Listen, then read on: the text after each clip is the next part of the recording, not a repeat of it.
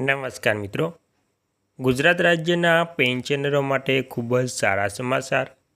Gujarat pension વધારો 2024. પેન્શનરોના પેન્શનમાં ઢગલાબંધ, 30% વધારો. અંતે સરકાર ઝૂકી પેન્શનમાં કર્યો મોટો વધારો. ગુજરાત રાજ્યના પેન્શનરોને મોજે દરિયા. હવે તેમાં ખૂબ જ આનંદનો માહોલ જોવા મળી રહ્યો છે. તો મિત્રો, હવે પેન્શનરોના પેન્શનમાં કેવી રીતે વધારો કરવામાં આવશે અને કયા પેન્શનરોને કેટલો લાભ મળશે?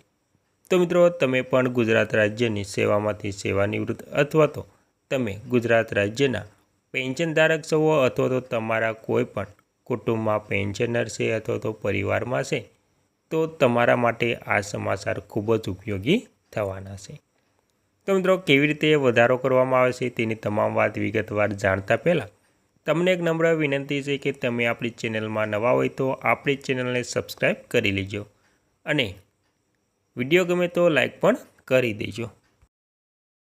તો મિત્રો, વિગતવાર વાત કરીએ તો ગુજરાત પેન્શન વધારો 2024. દેશના 1 કરોડ કેન્દ્ર અને રાજ્ય સરકારના કર્મચારીઓ અને પેન્શનરો ડીએ વધારાની આતુરતાથી રાહ જોઈ રહ્યા છે. તેના આધારે પેન્શન અને પગાર વધારો થાય છે. આ વર્ષે ડીએની જાહેરાતમાં ઘણો વિલંબ થયો છે. પાછલા વર્ષોના રેકોર્ડ પર નજર કરીએ તો સરકાર સામાન્ય રીતે માર્ચના અંત સુધીમાં ડીએની જાહેરાત કરે છે. જોકે આ વખતે એવું બન્યું નથી.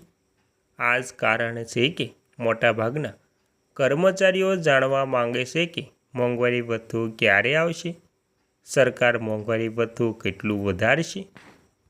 અને ત્યારબાદ વાત કરીએ તો જાન્યુઆરી 2026માં મોંઘવારી ભથ્થું આશરે 2%થી 3% વધવાની ધારણા છે. આનાથી કુલ ડીએ આશરે 60% અથવા તેનાથી થોડું વધારે હોઈ શકે છે. હાલમાં મોંઘવારી ભથ્થું 58% છે, તે આપ સૌ જાણો છો. કેન્દ્ર અને રાજ્ય સરકાર કર્મચારીઓને હાલમાં તેમનો મૂળ પગાર પર 58% ડીએ આપે છે. ફુગાવા CPI-IW ડેટાને આધારે એક નિશ્ચિત ફોર્મ્યુલાના આધારે વાર્ષિક ધોરણે ડીએ વધે છે અને તેમાં ફેરફાર થવાની શક્યતા ઓછી છે. અને મિત્રો, પગારના લાભો કેટલા થશે? તો જ્યારે ટકાવારીની દ્રષ્ટિએ વધારો નાનો લાગે છે, પરંતુ પગાર પર તેની અસર સ્પષ્ટપણે દેખાશે. ઉદાહરણ તરીકે જોઈએ તો જો કોઈ કર્મચારીઓનો મૂળ પગાર ₹18,000 હોય તો તેમને દર મહિને વધારાના ₹360થી ₹540 મળી શકે છે. જેમનો મૂળ પગાર ₹29,200 હોય તેમને ₹584થી ₹877 સુધીનો લાભ મળી શકે છે. અને મિત્રો, ત્યારબાદ વાત કરીએ તો જેમનો પગાર વધારે હોય તેમના માટે આ રકમ વધુ હોય છે. ઉદાહરણ તરીકે ₹56,100ના મૂળ પગાર માટે આ વધારો ₹1,100થી વધુ હોઈ શકે છે. ₹2.5 લાખનો મૂળ પગાર વાળા કર્મચારીઓને દર મહિને વધારાના ₹5,000થી ₹7,500 સુધીનો લાભ મળી શકે છે. હવે મિત્રો, મોટાભાગના ડીએમાં વિલંબના કારણો જાણીએ તો ડેલ્ટા ચૂકવણીના સામાન્ય રીતે દર વર્ષે સરસામાં જાહેરાત કરવામાં આવે છે, પરંતુ આ વખતે તેમાં થોડો વધુ સમય લાગી રહ્યો છે.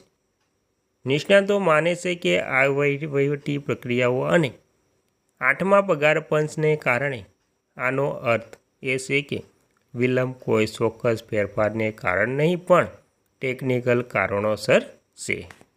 અને મિત્રો, હવે અંતમાં જાણીએ તો શું વિલંબથી કોઈ નુકસાન થશે?